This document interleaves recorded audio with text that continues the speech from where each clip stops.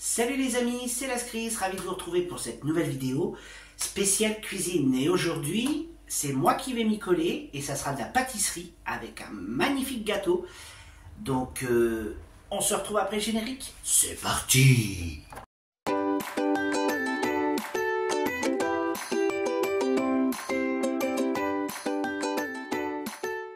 Pour cette recette, vous allez avoir besoin d'accessoires. On va déjà commencer par le fouet. Une petite cuillère qui permettra de ramener la préparation dans le moule à gâteau. Moule à gâteau que vous pouvez choisir. Moi, ce sera un cake. Voilà. Côté ingrédients, nous aurons besoin de 4 yaourts, 4 œufs, du sucre, de la farine, de la levure. Et après, vous mettez ce que vous voulez dedans. Voilà. Moi, aujourd'hui, ça va être noix de coco et ananas. Donc vous allez voir, cette recette est ultra simple. Pourquoi je dis ça? Tout simplement parce que ce que vous avez vu en ingrédients, c'est ce qu'il vous faut pour un gâteau. D'accord? Et si vous en avez 2, 3 à faire, il suffit tout simplement de multiplier la quantité. Tout simplement. Il n'y a pas besoin de mesure, ça fonctionne. Ensuite, petite précision sur quelque chose, moi je le fais aux fruits aujourd'hui.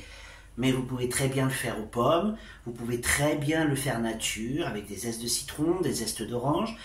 Et si vous aimez le chocolat, vous pouvez faire un marbré aussi également avec cette recette.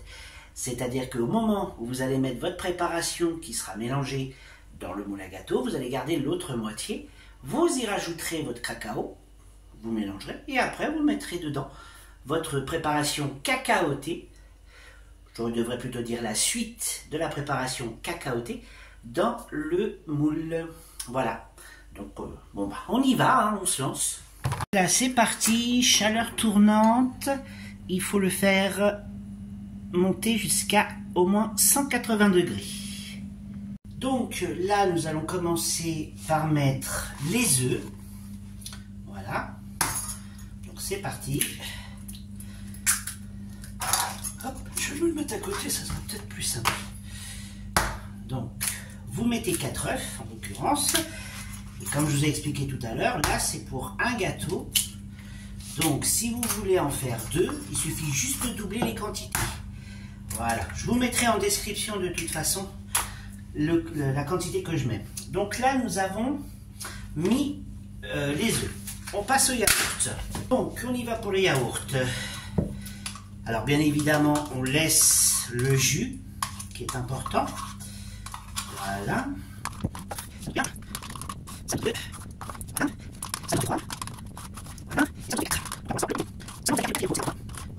Et vous allez y mettre votre sucre. Donc vous prenez votre petit pot, vous remplissez un pot de sucre. Voilà. Que vous rajoutez dedans. Hop. Vous y mettez également, j'ai oublié de vous le sortir, de l'huile de tournesol. Voilà. Pareil, vous mettez lol, pile poil la quantité. Vous mettez donc votre huile dedans. Alors, un seul pot également, comme le sucre. Voilà. On va garder le petit pot à côté. On va prendre notre fouet et on va mélanger. Alors, la texture que vous allez voir peut être un peu bizarre, mais ne vous inquiétez pas, au début c'est normal. Donc là, on mélange. Voilà, vous voyez, ça commence à ressembler à quelque chose d'un peu plus potable. Hein. Ensuite, vous prenez votre farine. Donc là, pour la farine, vous devez prendre toujours votre petit pot et vous le remplissez. Hop, pour que ça aille 3 fois dedans. Il vous faut 3 pots de farine en gros. Voilà, vous avez un pot et demi, heureusement que j'ai été en prendre un autre. On va prendre le deuxième qu'on va mettre dedans. Hop, avec ce que j'ai sur la main, ça va le faire. Et voilà le troisième. Donc, au moment où vous mettez votre farine, n'oubliez pas de mettre votre levure. Donc, vous mettez votre levure chimique en même temps que la farine. Voilà.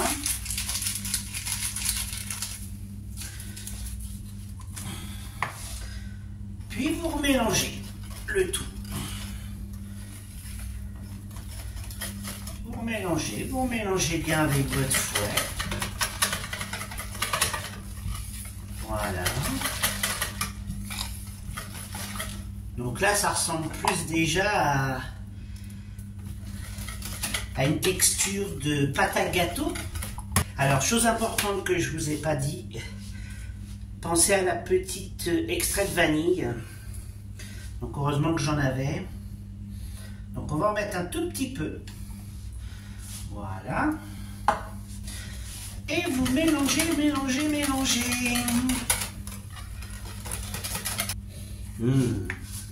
Elle sent trop bon. Vous voyez, hein? On y arrive. Donc là maintenant nous allons rajouter le fruit qu'on désire mettre. Donc pour ma part ce sera de l'ananas. Voilà. Vous l'incorporez à votre pâte. Et évidemment quand j'ai ouvert ma boîte, j'ai gardé le jus. Vous en mettez un demi-verre et l'autre c'est pour vous à la vôtre. Donc là vous remuez. Vous mélangez bien votre préparation.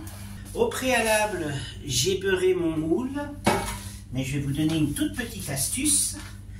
Une fois que votre moule est beurré, et ça c'est si vous n'avez pas de papier sulfurisé, eh bien vous chemisez de farine tout votre moule.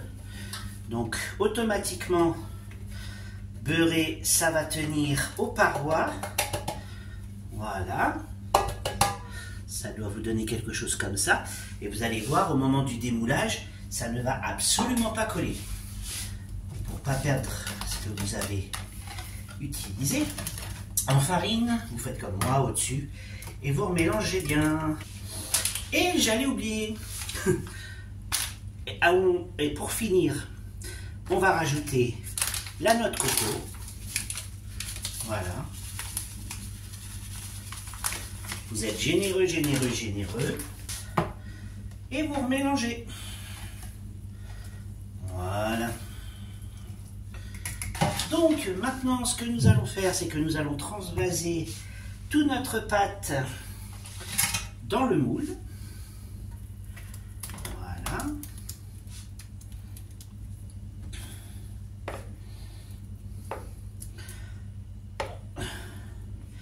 Alors, vous inquiétez pas, en gonflant, les fruits vont se relever s'ils sont au fond. Voilà. Il ne me reste plus qu'à l'enfourner et on se retrouve tout à l'heure pour le résultat. Donc le voilà enfourné et maintenant vous n'avez plus qu'à surveiller la cuisson avec un couteau, vous le piquez et dès qu'il n'y a plus le côté liquide, c'est qu'il est prêt. Donc on se retrouve tout à l'heure. Waouh, regardez-moi cette beauté! C'est dommage que vous n'avez pas l'odorat sur votre ordinateur ou votre téléphone. Ça sent très bon. Allez, je vous montre. Donc, le voici.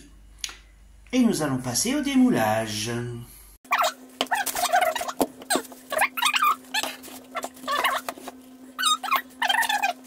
Et le voilà. Donc, vous pouvez servir ça avec un peu de sucre glace. Moi, ça sera nature. Tout simple. Voilà, au goûter ou au petit déjeuner. Allez, régalez-vous. Et sur ce, je vous souhaite à tous un bon appétit, bonne dégustation. Et on se dit à bientôt pour une prochaine vidéo. N'oubliez pas de me suivre sur les réseaux sociaux. Je vous embrasse.